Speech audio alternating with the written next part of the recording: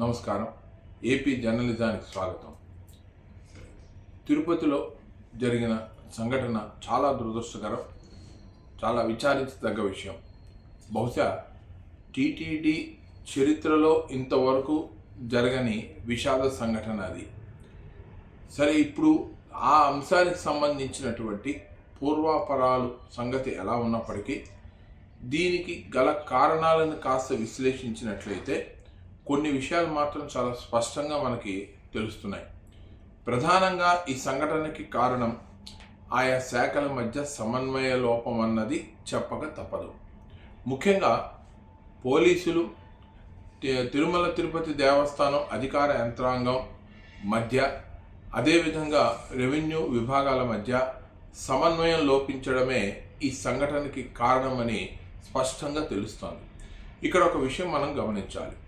So, Mukkoti Ekadashi Vaikuntha ద్వార దర్శనం కోసము సాక్షాత్తు ఆ కలియుగ వెంకటేశ్వర స్వామిని దర్శించుకుందుకు వచ్చే భక్తులు వేలల్లో కాదు లక్షల్లో ఉంటారు. ఆ విషయం తిరుమల తిరుపతి దేవస్థానం యంత్రాంగానికి తెలియంది కాదు. అలాగే అక్కడికి శాంతి భద్రతల పర్యవేక్షణ నిమిత్తం వచ్చిన పోలీసులకి తెలియని విషయం కాదు. అలాగే దీన్ని పర్యవేక్షించాల్సినటువంటి రెవెన్యూ సిబ్బందికి తెలియంది కాదు. అయితే మరి అయినప్పటికీ కూడా ఈ సంఘటన జరిగింది. అయితే పత్రికల్లో వచ్చిన కథనాలు, ప్రత్యక్ష సాక్షులు చెప్పిన అంశాలు బేరీజు వేసుకుంటే ఈ సంఘటనకి మూలం కొన్ని విషయాలు తెలుస్తున్నాయి.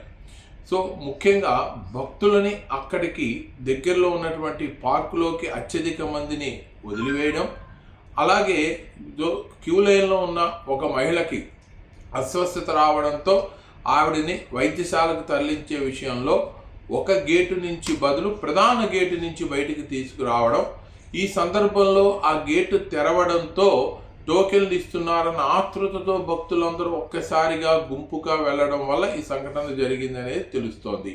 అయితే ఇక్కడ మనం గమనించాల్సిన విషయం, ఇన్ని లక్షల మంది భక్తులు వస్తారు, టోకెన్లు ఇవ్వాల్సి ఉంటుంది అన్న విషయానికి సంబంధించినంత వరకు అటు తిరుమల తిరుపతి దేవస్థానం యంత్రాంగానికి కానీ, పోలీసులకు కానీ, రెవెన్యూ అధికారులకు కానీ ఈ విషయం తెలీదా?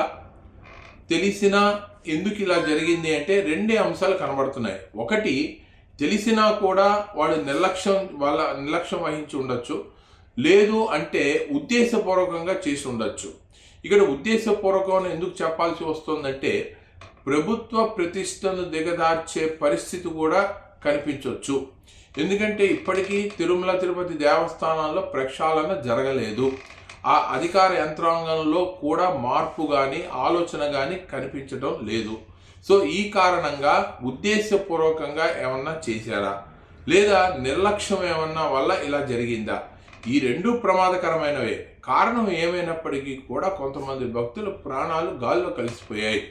సో, ఈ కోణంలోంచి కూడా మనం జాగ్రత్తగా పరిశీలిస్తేనే తప్ప ఇది ఎందుకు జరిగింది అనేది స్పష్టంగా తెలియదు. అయితే ఇప్పటికే ప్రభుత్వం స్పందించడము, న్యాయ విచారణకు ఆదేశించడము, ఇందుకు సంబంధించి కొంతమంది పోలీసు అధికారులకు బదిలీ వేయడము, కొంతమందిని సస్పెండ్ చేయడము జరిగినప్పటికీ కూడా లోతుగా విచారణ చేయాల్సిన అవసరం అయితే ఉంది.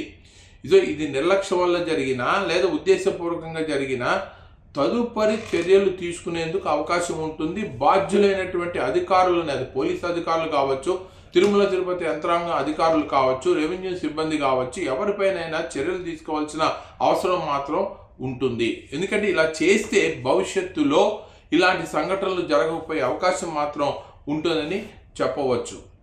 మళ్ళీ మరొక విషయంతో మీ ముందుకు వస్తాం. అంతవరకు కూడా సెలవు.